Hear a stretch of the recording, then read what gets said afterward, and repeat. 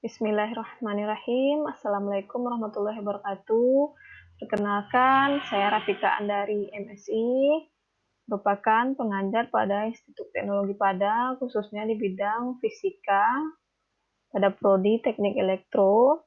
Ya, sini ada alamat Facebook saya, kemudian Instagram, channel YouTube. Ya, silakan di-invite, follow, dan subscribe ya. Terima kasih. Sini saya akan menjelaskan mengenai fisika, materinya yaitu mengenai tumbukan. Ya. Apa itu tumbukan? Tumbukan yaitu interaksi antar partikel yang berlangsung dalam selang waktu yang sangat singkat. Contoh sederhananya pada peristiwa tabrakan ya, dua buah benda bisa salah satunya diam atau keduanya saling bergerak mendekati. Ya, kita lihat konsep tumbukan itu seperti pada gambar ini. Ada dua buah benda, massa yang pertama M1, massa yang kedua M2. Kemudian dia bergerak saling mendekati, berarti dia punya kecepatan masing-masing V1 dan V2.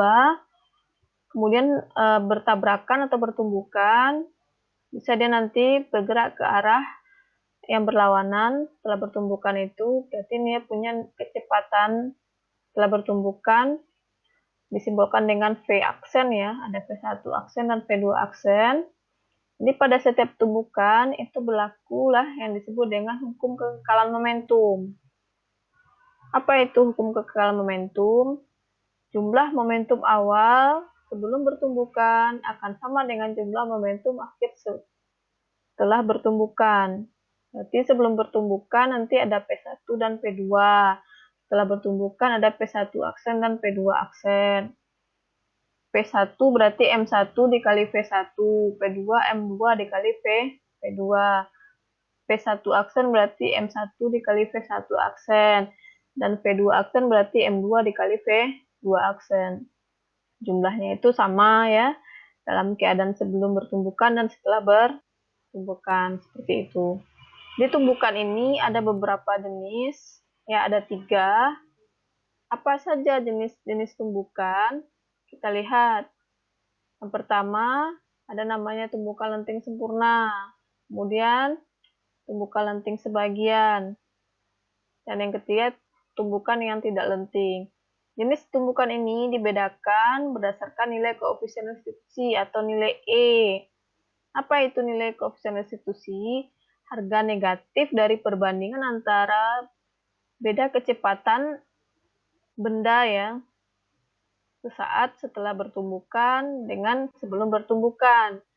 Secara matematis, E itu sama dengan min V1 aksen dikurang V2 aksen, berarti kecepatan setelah bertumbukan, dibagi dengan V1 dikurang V2, berarti kecepatan sebelum bertumbukan. Nilai E itu minimumnya 0 dan maksimumnya 1.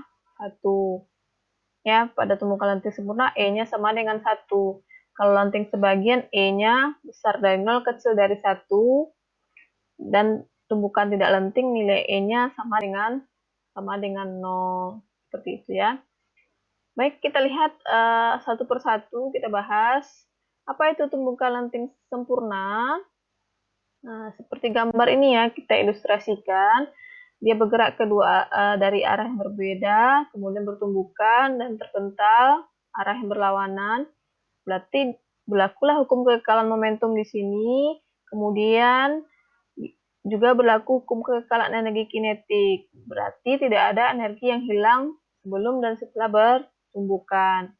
Sehingga nilai koefisien restitusinya maksimum, berarti sama dengan 1. Seperti itu. Itu untuk tumbukan lenting sempurna. Kemudian tumbukan lenting sebagian. Pada tumbukan ini, jumlah energi kinetik setelah bertumbukan itu lebih kecil daripada jumlah energi kinetik sebelum bertumbukan. Kenapa? Berarti ada energi yang hilang. Setelah bertumbukan, ia bergerak ke arah yang sama. Seperti itu. Kemudian, hukum kekekalan momentum tetap berlaku pada tumbukan lenting sebagian ini. Nilai koefisien restitusinya yaitu kecil dari 1. Ya, beda dengan lenting sempurna. Nilai koefisien restitusinya kecil dari 1 kalau lenting sebagian.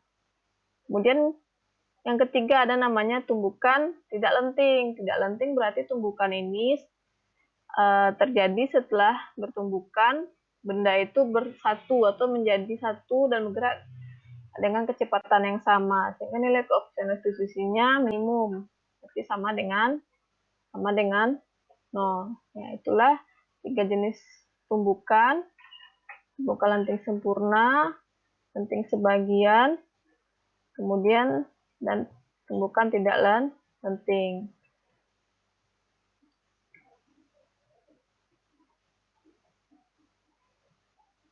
Baik, terima kasih atas perhatiannya. Banyak maaf.